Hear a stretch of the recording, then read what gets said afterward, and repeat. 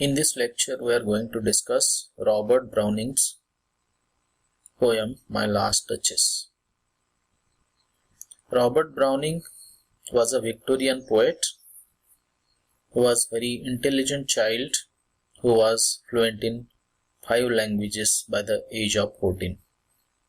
He was also passionate about poetry and was a talented musician, composing arrangements of several songs as well as writing poetry.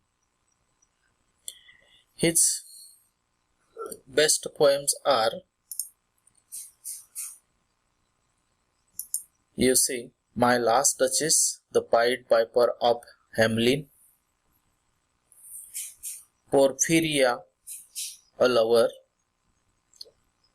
Hild Roland to the Dark Tower, The Lost Reader Meeting at Night, Fra Lippi, The Laboratory. His other works are, some of them include Columns, Birthday, King Victor and King Charles, Pippa Passes and In a Balcony. These are his plays, but not so noteworthy.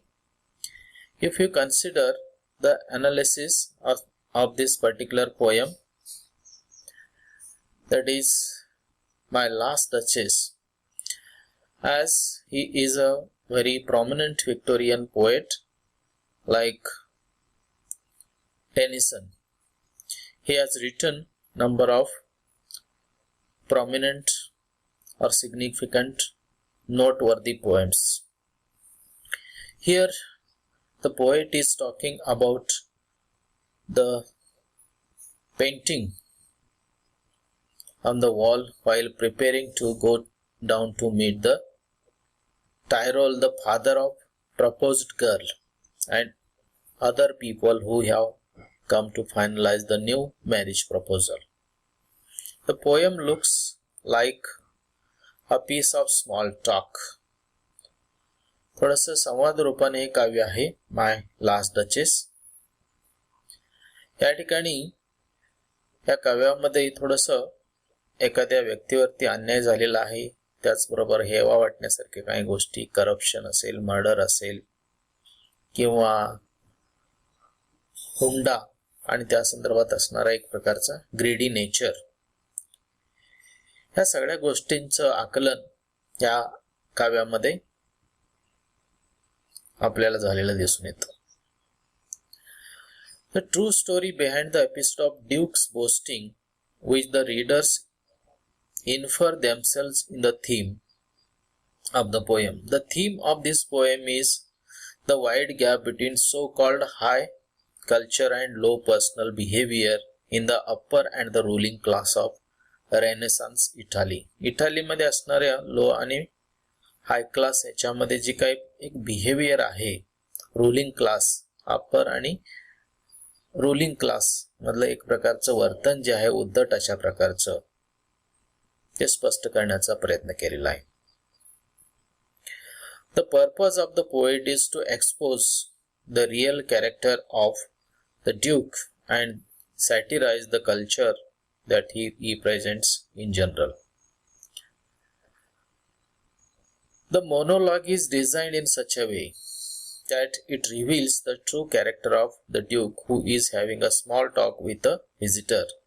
The readers need to explore the story behind his boasting. The dramatic monologue. Monologue म्हणजे असा संवाद ज्या ठिकाणी जी व्यक्ती बोलत असते एकच असते आणि दुसरी व्यक्ती जी ऐकणारी आहे समोर ते गृहीत धरलेले असते. एक व्हिजिटर आहे आणि ते व्हिजिटर आणि ड्यूक म्हणजे राजा याच्यामधला हा संवाद आहे. व्हिजिटर ही काल्पनिक आहे आणि ड्यूक त्या ठिकाणी त्या व्यक्तीला काही गोष्टी सांगत आहे लास्ट डचेस बद्दल. As the Duke is preparing to go downstairs, probably putting on his clothes, he sees that the messenger is looking at the paintings on the wall. जो मेसेंजर आहे, जो व्हिजिटर आहे, तो एक पेंटिंग पाहत आहे आणि त्याच वेळी ड्यूक जिन्यावरून खाली जात आहे.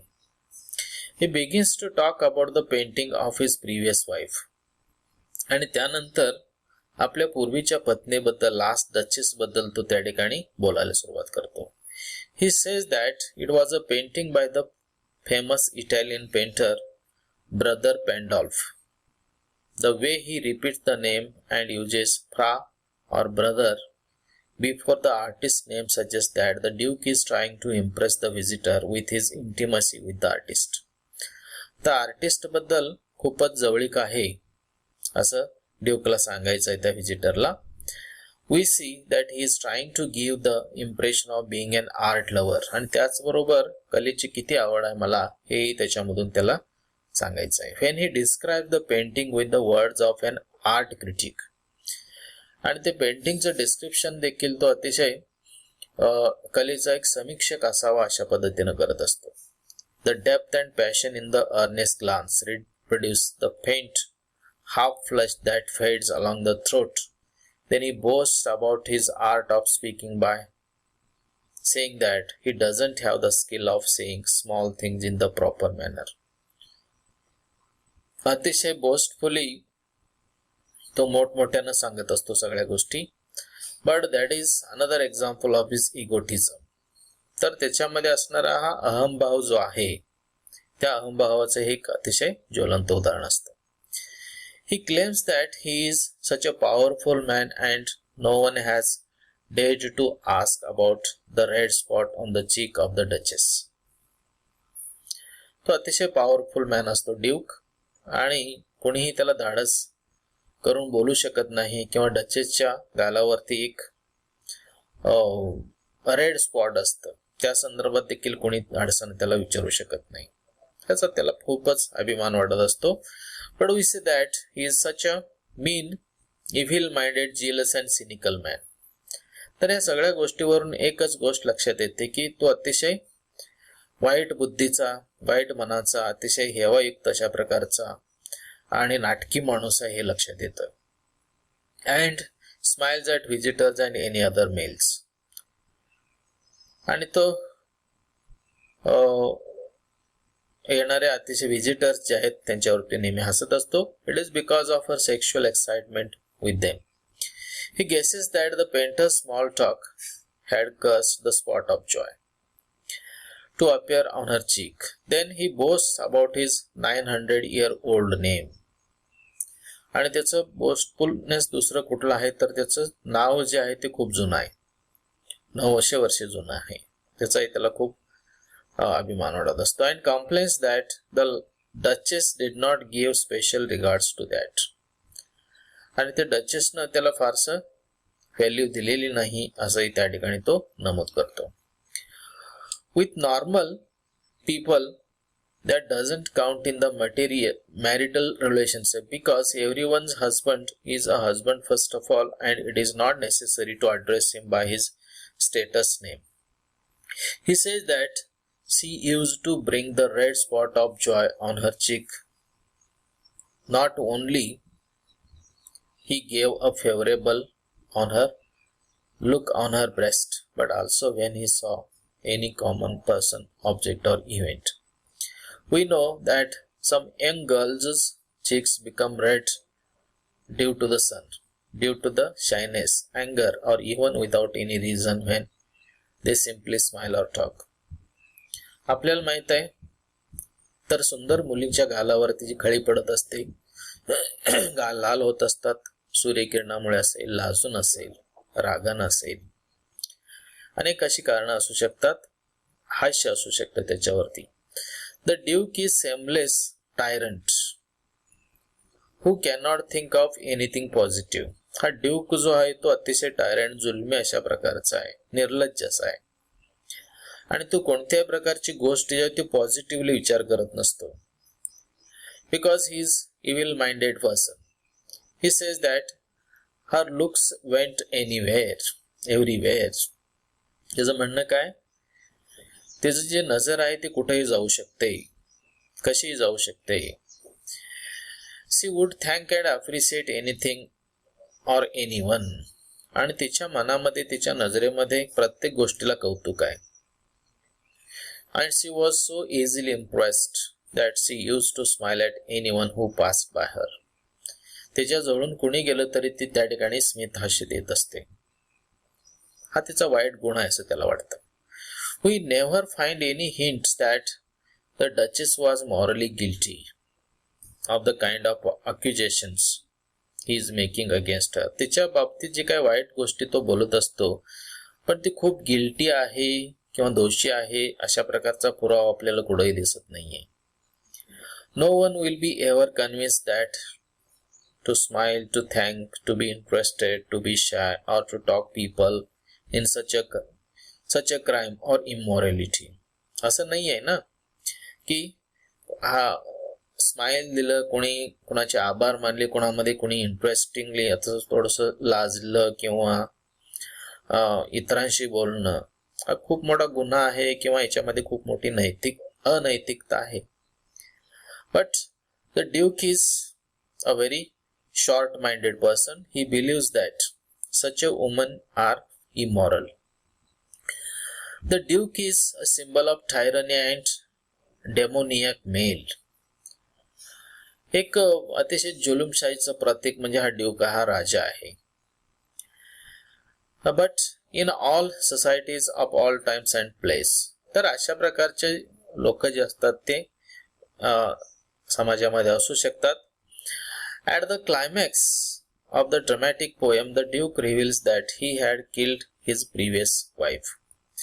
आणि शेवटी तो त्या ठिकाणी मान्य करतो या सगळ्या गोष्टीमुळं तो त्या स्त्रीला किंवा त्याच्या पत्नीला तो ठार करतो. The duchess painted on the wall. आणि त्यानंतर त्याचं पेंटिंग त्या ठिकाणी त्यानं लावलेलं. He says that he did not want to stoop before her to say that she would not smile at other people, should not get impressed by ordinary people and things, should not blush, should behave in proper ways to demonstrate the great name of her husband. त्याला मान देण्यासाठी तिनं त्याच्या पद्धतीनंच वागलं पाहिजे असं त्याला वाटत असतं आणि त्यामुळे तिनं तिला ठार केलेलं आहे. He adds that he did not have the skill of speech and that she would not understand him. त्याला तिनं कधीच समजून घेतलेलं नाही असं त्याला वाटतं. He would not stop before just a wife to tell her what he didn't like. This also further reveals that his true character. Then he says, even without caring what he is saying, that he gave orders to stop all her smiles together. तिचे smile जे आहेत थांबवण्यासाठी त्यानं order दिलं. तिला समजून घेतलं नाही, तिच्या भावना काय आहेत त्या समजून घेतल्या नाही.